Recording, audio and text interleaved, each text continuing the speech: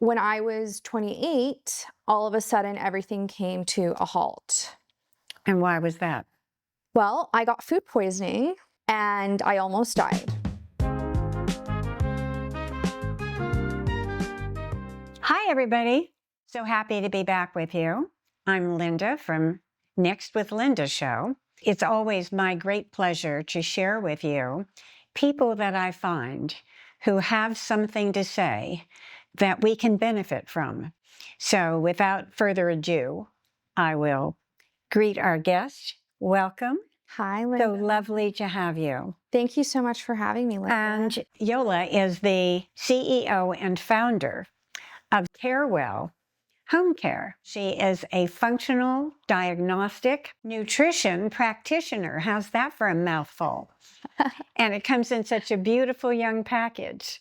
So let's see what we're going to learn today. And I'm really excited to dive into a lot of conversation and topics that I think people might not talk about on a regular basis because maybe they're afraid to talk about it. I was going to say, I think that they're fearful subjects. Yeah. They're things that people don't know how to deal with, so they prefer not to even bring them up. Yeah.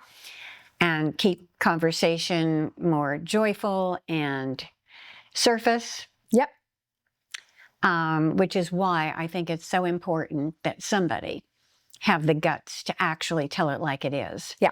And, burst some of these bubbles and stories that are frightening people, because there are solutions to all of this, except for the fact that none of us are going to get out of this alive. So it's only a matter of when and where. Exactly. But if you can have a more graceful experience until you get there. I like to think about health span, right? Rather than lifespan. Everyone's obsessed with longevity these days. But I think we should be focused on the health span of your life rather than how long can you live. I don't think anybody who is listening to us today would disagree with that statement, because nobody wants to be a vegetable. Exactly. Or a dependent completely on other people to care for them for any length of time. I think that the answer would be no, thank you. Yeah, exactly. So your definition and pointing out the difference between the two is really an essential part of what we're discussing today. Absolutely. How I don't quite understand that line. Trust me, it was not in my 10-year plan or any plan. I like to say it was God's plan. I'm sure. So I was working, my background, I went to business school. I had my own startup right out of business school. Then I pivoted to venture capital and worked with a lot of startups. And when I was 28, all of a sudden everything came to a halt. And why was that? Well, I got food poisoning and I almost died. And I thought it was going to be the end of that. I after a couple weeks, I was being treated by an infectious disease doctor. They were following me, but I wasn't getting better. I was getting worse. And how old were you at this point? 28.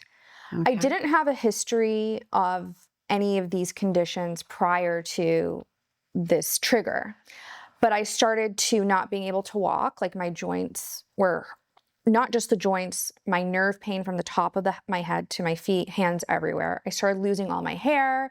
I was getting rashes on my face, eczema, psoriasis. I could only eat 5 foods. Nothing I ate. I mean, I was always constantly bloated. I swole up like a balloon overnight.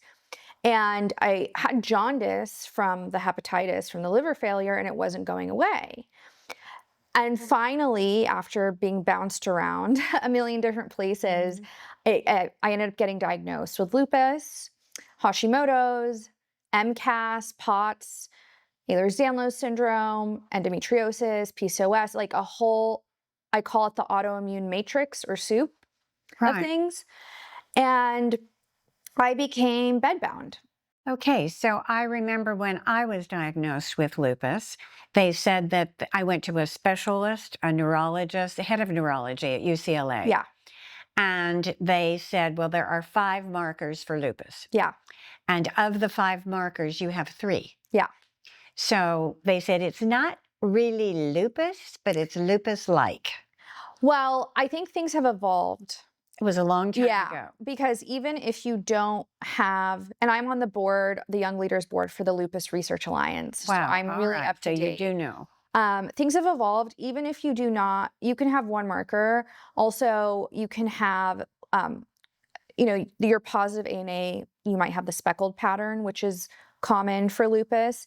And how it manifests and presents is very different for everyone. I would say there's like a spectrum. It's not a one size fits all with lupus. Right, right. So the C-reactive protein, C3, C4, sedimentation rate, there's a few other markers that if they're elevated, plus your symptoms, because there are very hallmark symptoms that come with lupus, right? And I think a lot of the rheumatologists now that are more ahead of the curve and up to date on the research and are really implementing other facets of health into their practice, they are understanding now that it's not that you have to have every single marker. If you wait till you have every single marker, it's too late. It's too late, exactly. It's too late. You need to start treating the condition and disease as early as possible. And so that is one thing with my clients. So taking you back for a second, I became, within the first 2 months of being treated, I couldn't really work much. And so I wasn't really working. But the tricky thing is my brain was 100%. My body was at 0, but my brain was like, through the activity, everything was fine with my brain, right? I was as active as ever in my brain. So I thought, I'm just going to go back to school for functional nutrition. Wow. And that's what happened. And it was a perfect time. I couldn't do much. And so everything was online I did an online program. And so it was totally fine for me to do. And it gave me something to do. And I love learning. I've always loved learning. And so for me, especially learning about how I could heal myself and potentially heal others was really invigorating for me. And it gave me something to look forward to. So one thing I see in my practice is a lot of clients will come to me and, they feel awful. They've gone to a million doctors. Everyone says your labs are normal, even if they have a few things that are off, but they don't look further. So in my practice, we do a lot of functional testing and we look at markers that most traditional doctors would not look at, right? How they need to sleep, how they need to recover. We're looking at really comprehensive microbiome and hormone testing. We're looking at things like environmental toxins and Lyme, mold, Epstein-Barr virus, other viral infections. I find a lot of women especially are coming to me and they feel awful. And I have a big subsect of women that are in their 60s, 70s, and 80s that have just been told by doctors that they're crazy and they're anxious. And they are like, and I want to say before we continue the conversation, you're never too old to start working on your health. I think people think that, oh, I'm old. It's never too late. Never too late. Never too late. We've seen so many amazing stories in our practice of people reversing osteopenia, bringing their hormones back into balance, their microbiome back into balance later in life. So never think that if I'm reached a certain age, it's too late to do something about my health. So I'm really passionate about, because of my own journey, helping people feel better and feel well. And in a lot of my companies, you'll notice I have well in the company name. Yeah. And that's because when I was bedbound, I felt like a prisoner in my own body. Absolutely. I could not stand being in my own body because it was so painful and it was so uncomfortable. And it was something at such a young age you just don't think you have to deal with. And I would cry to my husband and I would say, I just want to feel well. Right. And at your age at that point, that seemed like a pretty normal request. Yes. I just want to feel well. I don't even need to be like through the roof and through the moon running marathon. I just want to feel well. And I kept saying that. And that's kind of why we've carried that name or that word into a lot of our companies, because it's such an integral part. I think at the end of the day, people want to feel well. Absolutely. In their mind, body, soul, spirit. How much do you rely on the mind-body connection in autoimmune diseases? Do you? Yeah. Because from what little I know compared to what you know, autoimmune diseases in order to be able to respond to whatever medications there are available, or to heal yourself, which we both are sitting here today, able to move our bodies Yeah. and not be in pain. Thank you, Lord. Thank you. We've done something right. So in my case, it really had a lot to do with my feeling about myself. Now, you got food poisoning. That's what triggered your liver shutdown, and it came to you in a slightly different way, but it did come to you. Yeah. And in my case, I was a perfectly healthy woman and had a 2-year-old son in a crib. And one morning, I was fine when I went to bed. One morning I woke up and I couldn't lift him out of the crib because I couldn't move my thumbs. So that was the first sign that something was terribly wrong. And again, your trip, your journey is quite different. But I don't want to call it end result, because we are the end result. A healthy, happy, grateful women. But along the way, I had to have some pretty good long talks with myself. Yeah. And realize that for whatever my reasons were, which was important for me to understand, my body was trying to kill itself. Yeah. So that requires an adjustment in thinking. I thought I did a lot of work on myself when I was in my 20s, healing from trauma from childhood and teenage years and things like that. And I did do a lot of work on myself and my spirit and mind. But I think sometimes you think you're healed and then something happens and you realize you have a long way to go. Yes. What happened to me, it was kicked off physiologically, but I think, you know, at the time we had just remodeled a house. I was working a very stressful job. I was planning my wedding. There were a lot of things that were adding a layer of stress to when it happened. And I probably had some unhealthy subconscious patterns that I had to work through still. My mind, body, soul alignment was very painful process. I don't want to tell anyone that it's easy, and it's like, you know, all these manifestation coaches out there and mind, body, soul. I think a lot of what they're saying is BS, and they're not telling people the full truth. Because sometimes you have to go deeper into the suffering, the pain, and the darkness. And shine a light on it to begin with. Yes. And then you kind of pick up the pieces, you sit with each piece, and then you rebuild and come back to alignment.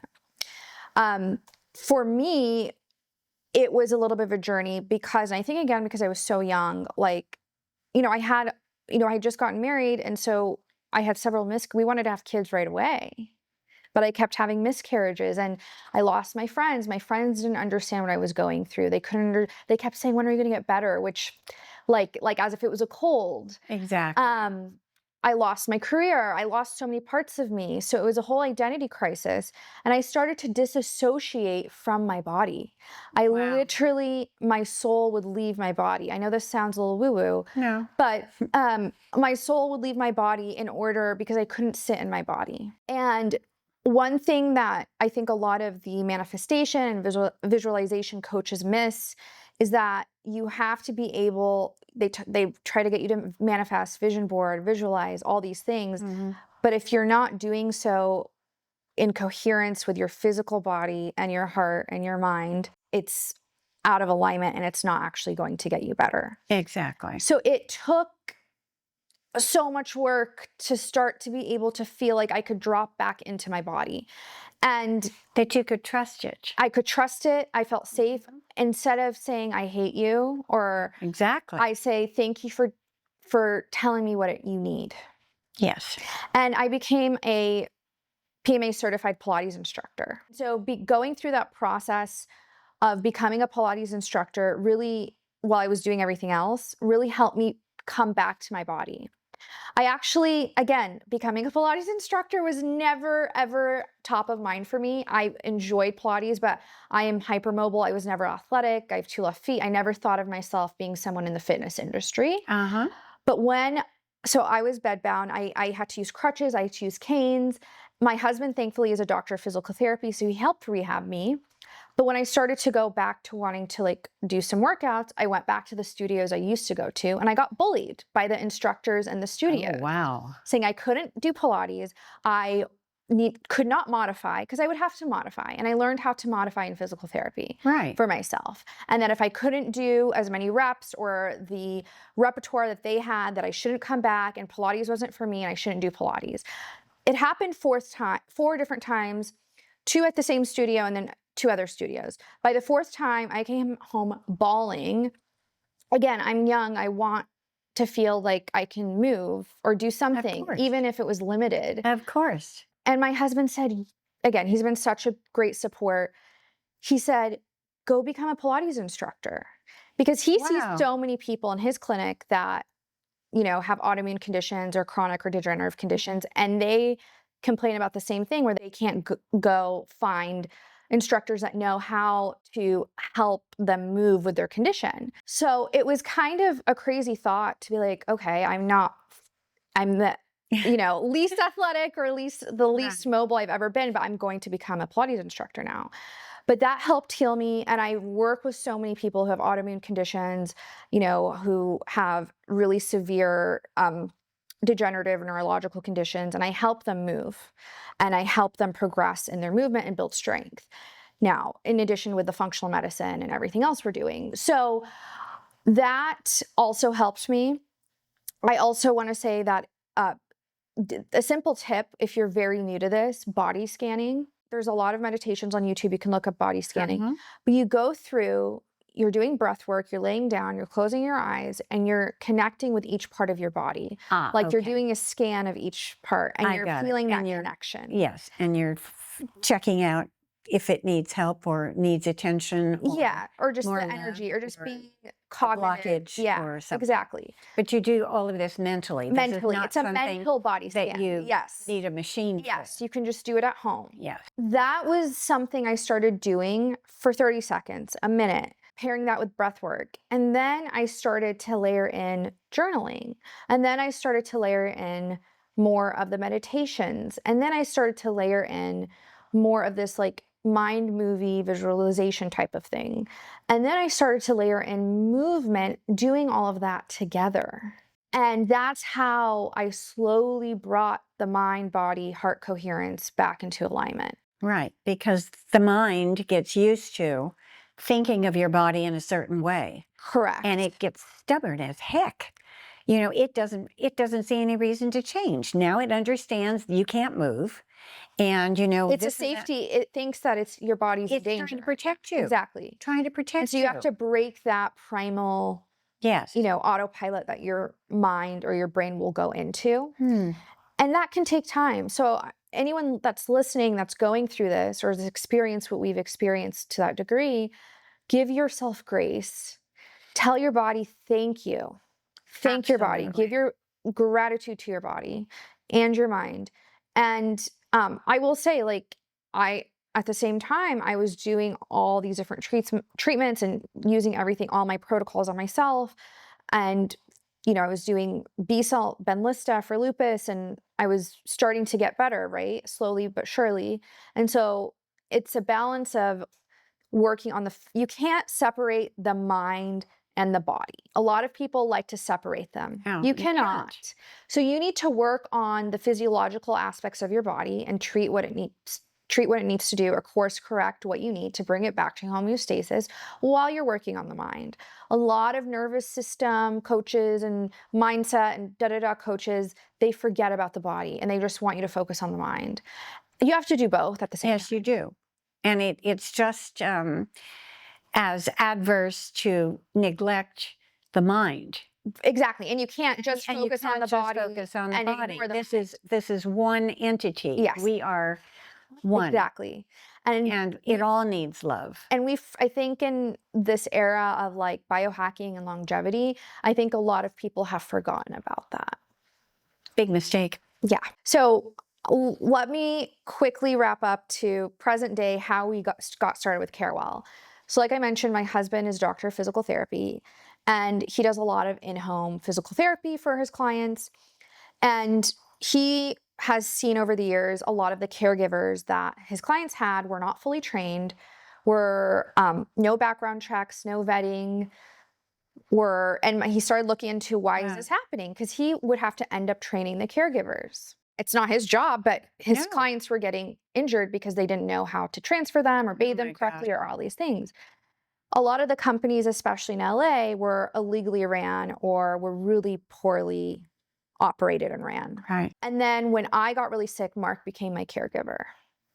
And it was really hard, especially we're newlyweds. And this is how, this is what our life is. Right. And we tried to find caregivers and help. And we went through that process and we were just so unimpressed with what was out there. Over the last 2 years, it was, again, it's God's plan, not our plan. We kept getting people coming to us, be like, do you know any caregivers? Can you train my caregiver? Do you know this or that? Mm-hmm. And we start to see a lot of holes in the industry. And so we prayed about it and we're like, I think we need to start our own company so we can, you can fill this need. Exactly. Yeah. And take a clinical approach to home care. Because right now, most of the people that own and operate these companies are just business people that want to make a shit ton of money, excuse my language, from sick and elderly people. Right. They don't It's care. almost like preying Yeah. on people who are, hopeless, helpless. Totally. It's just, it's really disgusting. Yeah, it is. And so we were disgusted with our own experience and kind of just seeing our clients go through things.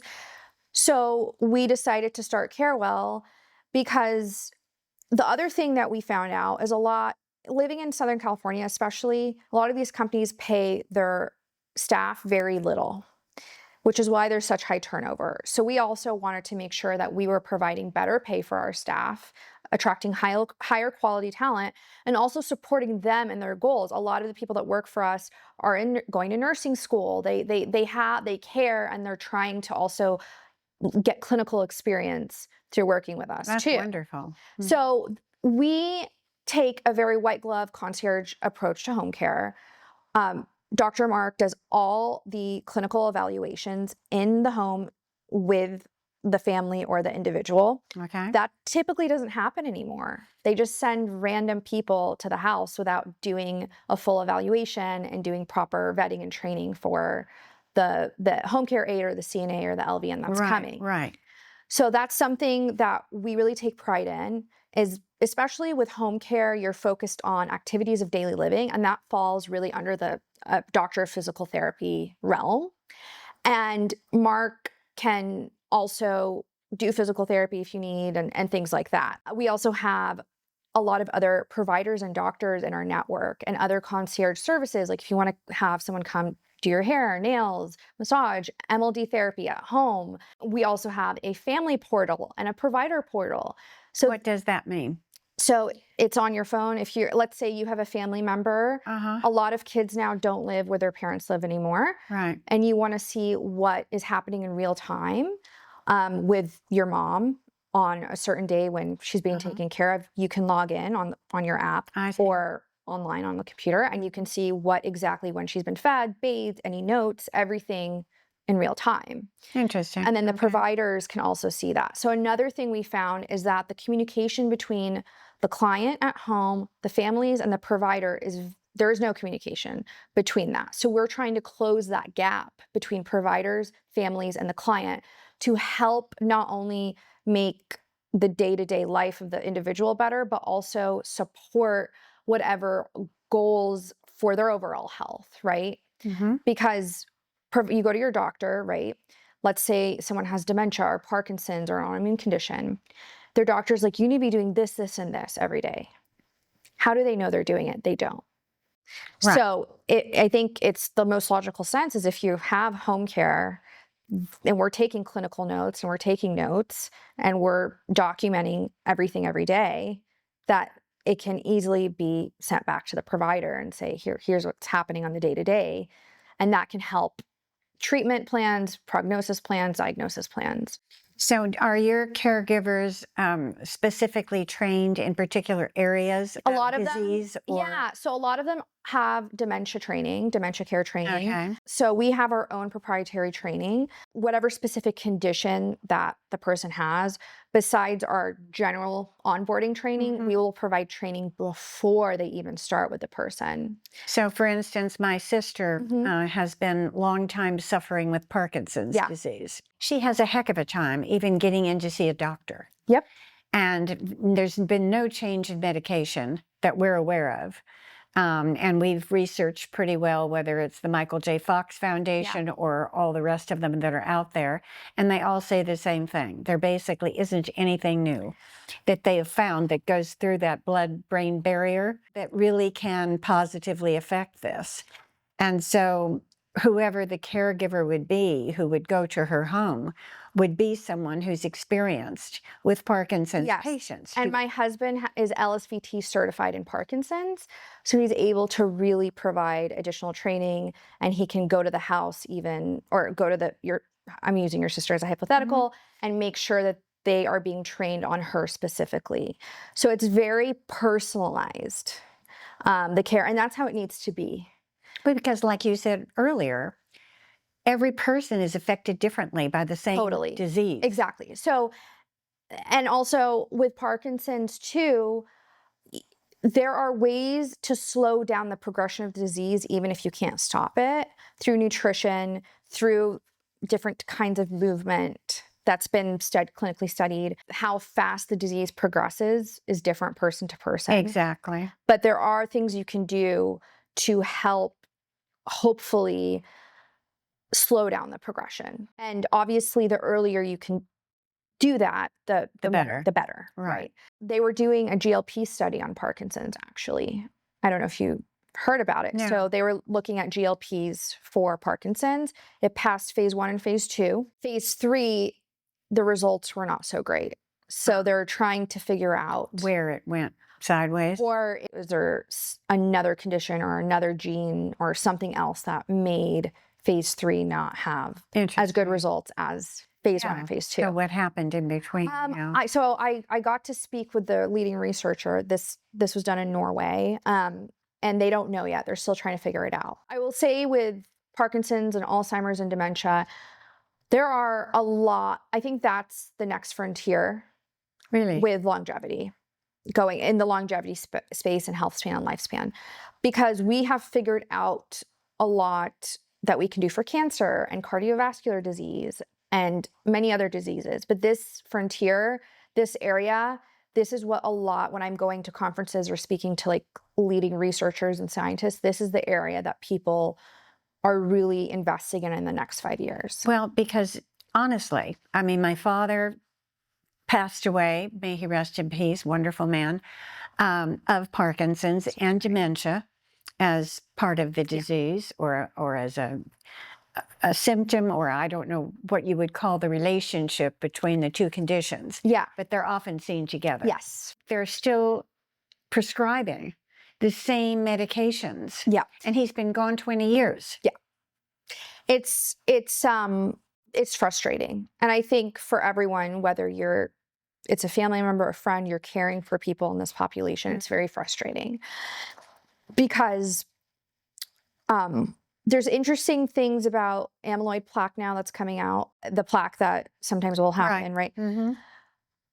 And I was just at a closed door meeting with a few researchers in the space, and it's more and more research is coming out that the amyloid plaque occurs as a protective mechanism from the brain when there's toxicity in the brain, to protect it from reaching certain parts of the brain or going into the bloodstream to affect the entire body. I see. Isn't that interesting? Yeah. But if you think about it, that would make sense. Yes. When we think about it, a lot of disease, like let's go back to lupus. Why did my T cells and B cells become overactive? Because they were trying to protect me from the virus. Exactly. Exactly. They were a side effect. I mean, this was a side effect. Exactly. They're trying to protect you. Yeah. And in most cases, I believe, with my limited amount of medical background, that your body is good and it is trying to do good things. Yeah. But the results have side issues. Absolutely. It's not that you're really trying to kill yourself. Yeah. I mean, people say that because they don't fully understand what autoimmune means. Yes. I really do believe, as you do, that it all had a meaning in the beginning that was the right thing. Yeah. But somehow it got messed up. Yeah, exactly. So for me, I knew I had these high viral loads, Epstein-Barr virus, which is seen in basically almost all autoimmune individuals at high levels, even the antibodies. And long COVID, what is long COVID? It's elevated Epstein-Barr virus. I didn't know that. Yes, that's what Wow. long COVID is. That's So interesting. I worked on lowering the Epstein-Barr virus. So I did, on top of doing all the hydroxychloroquine, LDN, and the Benlysta, I even had to do, at one point, 3 months of high-dose steroids and chemo together, which You personally had to do that? Yes. Because of your, lupus. oh my. A lot of people don't know that chemo is used for autoimmune conditions. No, I've never heard that. They never made you do it? No. That's great. So methotrexate, a lot of different chemos I are was used. so lucky. Yeah. Because not that I'm not a doctor, and I'm not even recommending that anybody do this. I'm just reporting in. This is what Yeah. happened with me, is that in the thick of it, I took the meds that they had given me, and the meds had so many negative side effects, effects that I said, I'm not doing this. And I flushed them down the toilet. And that is when I started having these long conversations with my body and my brain and said, okay, what can we do? Because that's not the answer. Yeah. What I just flushed down the toilet belongs there. So what can we do that will have an effect? Yeah. And thank you, God, I was able to make it through and didn't need, I can't even remember the name of it. Hydroxychloroquine? No, it wasn't hydroxychloroquine because I only heard of Imuria? that. Plaquenil. Yes. That's hydroxychloroquine. Oh, sorry. Yeah. No, Plaquenil. yeah, that's the, Yeah. yeah. And it made me so sick. Yeah, so that's the other thing that was really a big struggle is, I did Eastern medicine, Western, holistic, functional, everything. I did ozone, EBU Wow. for a year and a half. I did last year, which totally changed the game for me. And I'm sharing this because people don't talk about it. And it's been studied for so many autoimmune conditions, specifically lupus. I did something called plasmapheresis. Are you familiar with it? They remove 80% of your plasma. And yes, I'll show you pictures. And inside the plasma is where all the viral antibodies, the harmful proteins like the C3, C4, toxins, all of that lives in the plasma. So you remove it from the body, and then your own body produces new bone marrow over time. After that, I also did some peptides like KPV and TA1, which are immune modulating peptides. And I will know in like a week and a half if my numbers are good in like 2 weeks, I will be in remission. So from her mouth to God's ears. Yeah. So and I feel the best I felt since I got sick. I really do. Yes. And that's what you asked for. Yes. You didn't say cure me. No, you said I want to feel well. Yeah. And you do. Yeah. So thank you. Thank you, God. Yes. Yeah. There are a lot of things you can do. Now I will say that one thing that a lot of people don't talk about, they share everything they're doing. If you have a lot going on, as I did, and you are trying to really speed up the healing process and really, like I said, cut the disease, stop it in its tracks, and regress it before it can progress, you cannot just stick to going to a regular doctor. You have to most likely go out of pocket, work with functional and integrative, holistic, all sorts of different type of modalities to heal. Because at the bottom line, especially with autoimmune disorders, we want to remove whatever, especially if going back to gut health. So every client that I work with, we run a comprehensive microbiome test. There are a lot. Really all shows in the gut, doesn't it? It starts there. So I can't even tell you. There are so many opportunistic and pathogenic bacteria. I'm not even talking about viruses or parasites, which we do see, that are tied to these autoimmune conditions, Hashimoto's, thyroid dysfunction, obesity, dementia. Like, there's so much that is happening. You need to make sure you have the right nutrients and raw materials. So that's like B vitamins and certain minerals, and that your body can absorb the right type of mineral and vitamin in the right form. And the only way you know that is by through testing. Correct. And so your company We do that. does this kind of testing. So do. will you tell all of the people who are now spellbound and wondering how they find out their own I will situation? give you. So the gut, we do a stool test at home. It's a kit. A lot of these are at-home tests. You collect your stool, and then we can see so much information. What's in there? Yeah. Yeah, from like I said, your good bacteria, methane, family bacteria, viruses, parasites, candida, inflammation, immunity, so much information. How you're breaking down fats, protein, carbs. There's So a you lot. have to begin at the beginning. And the beginning really is revealed in various tests. There's a lot of tests. And I know a lot of people are like, what's the point of testing? Well, how can you treat? Exactly. If you don't know And what you're I treating? never give any two people the same protocol. Right.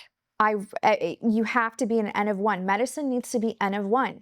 It can't be a copy paste. Yeah, exactly. Which is why these tests are so important. Yes. And I'm not saying you have to keep doing them. A lot of people like to maybe do it retest after 6 months or a year to see progress, but you can feel it right away, right? Or like you can feel it with it sooner than that. But you don't have to keep doing these tests. You can just do it once to know what's going on at least. Exactly. And then go from there. Okay, so for anyone who's listening to us today, Yeah. I mean, you and I could go on talking not only for hours, Days. probably days, yes, about all of Yeah. this. But for anybody who really wants more information and wants to know how to get hold of you and your company, Yola, what would you tell them? So I will give you my new patient and client form that you can link for carewellhomecare.com, where you can find our number and call us or text us, message us. We do free in-home assessments and free clinical assessments. Wow, that in itself. Yeah. You need to know where you're starting from. Exactly. And we're happy. Like, And you can't guess. Exactly. And if we're not the right partners for you, we'll help you find the right people. Because at the end of the day, we want to be a resource and an advocate for the aging population and and not just aging. I think people think, oh, aging, that's it. But there's also, what if you have a chronic or autoimmune condition? You're recovering from a surgery, like a hip surgery or knee surgery. Or you get food poisoning. That too. So yeah. It can come upon you for all different reasons in all different ways. Yeah. But the important thing is to find out sooner rather than later what exactly it is that you're dealing with so that nutritional changes can be made and other sorts of therapies can be suggested. Yes. So and that is the real key here. And I want to share some important, I wanted to make sure I got the latest information. So Alzheimer's and dementia obviously is something that affects a lot of people. Mm-hmm. Or family members. So there are a few tests that you should do that you can do in your 30s and 40s and 50s to see your risk. So there's the PT. Is that hereditary? There are certain genes. So there's 2 genes that people look for, right? They look at the APOE4 gene. That you can really mitigate the risk through epigenetics, through lifestyle. Okay. There's another gene called the PSEN1 gene. No one talks about this. I don't know why. So this gene is located on chromosome 14 and is associated with a worse prognosis. This is one of the ones that is super genetic. So if you have this mutation in your gene, in your familial, genetic history, it is very likely that you'll develop Alzheimer's. Okay. Since I did not tell you in advance that you needed a pencil and paper to write all of this down, we will have links and notes on the website that will allow you to reach this brilliant lady. She obviously knows what she's talking about and is someone who is willing to put herself out there and really explain to lay people like most of you and myself why what she's saying is so important, and that it's never too soon to start and never too late to start. So no excuses about how young or old you are. Everybody needs to get knowledge so that they know what to do to help themselves. And that's really what Yola's value is to us. She does all the research. She meets with all these people. She's the one who, stays up late at night reading the latest things that she can pass on to all of us. So as I said a little bit earlier, we're going to have to end it for today. I know that we could be sitting here tomorrow at this time and not have repeated ourselves once. But in order to get on with our lives here, I do want to, again, make all of these things available to you, how to reach Yola, about all this various testing that she is recommending. Certainly learn more about Carewell Homecare for anybody who is bedridden or even has a hitch in their giddy up. We didn't even talk about what to look when you should consider doing home care. I know we're ending, but if you notice your family member or yourself, you're falling more, fall risk increases mortality by 70%. Absolutely. You're not bathing, your family member or loved one isn't bathing or taking care of their hygiene. They're not eating, they're forgetting to eat, or they're just eating junk food because they can't cook anymore. They're not going to their doctor's appointments, missing medication.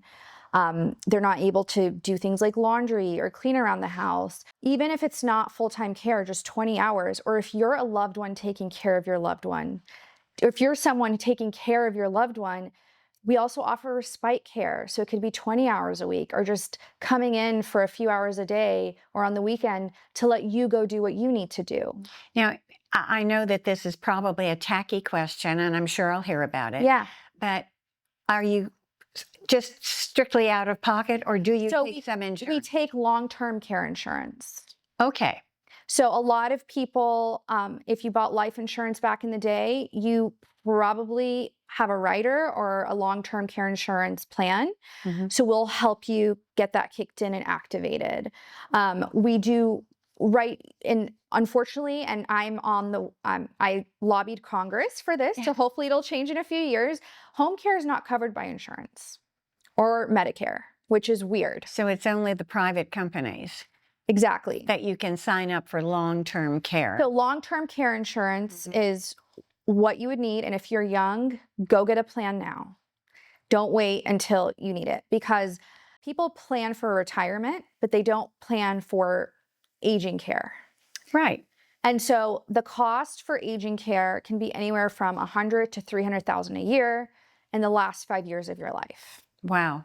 That's a big number. That's a big number. So don't worry about the $25 or $50 a month that you're saving by not having this policy, because in the end, and I want to say, everything that you're doing with your health today, nutrition, sleep is number one. It's the number one thing you need to focus on. Then nutrition, stress reduction, and movement. Even though that gym membership might be pricey, or we have a platform as well called the Bodywell Method, where is coming out this summer. Well, you'll be able to do on-demand physical therapy, Pilates, and somatic movement. And we even have neurological movement for neurological conditions programming. Wow. So I'll send you that link. Yeah, for part 2 for that. But even you might think eating organic or going and to the gym membership or going to physical therapy or just, all these little things might be expensive now. It's not, because it's saving you money for later. Exactly. You're investing in yourself so you don't have to pay an absorbent amount later. Exactly. So sometimes small thinking ends up with large problems. Exactly. So let's all take a look at all of this, figure out how you can help yourself, and let us try to help you. Exactly. We're here to help. Yes, and I've learned a lot personally from this today, and I look forward to implementing some of these things for family members that I have who really could use it. The medical system today is not anything to write home about. Very tough to get to doctors. Everything costs a fortune. You get more sick going into a hospital or an ER than you would have if you hadn't tended to a lot of these things. So let's do preventative.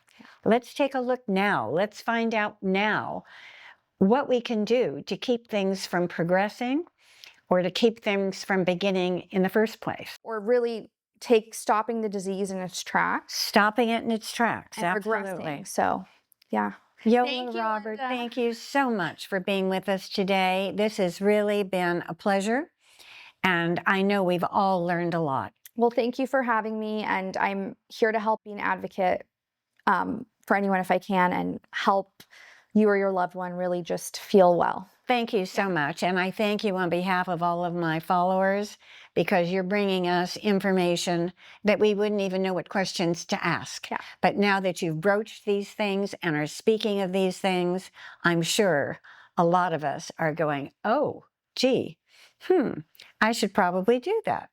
So come to the bio. We'll get you your questions answered. So thank you again, Yola, and love you guys, and see you soon.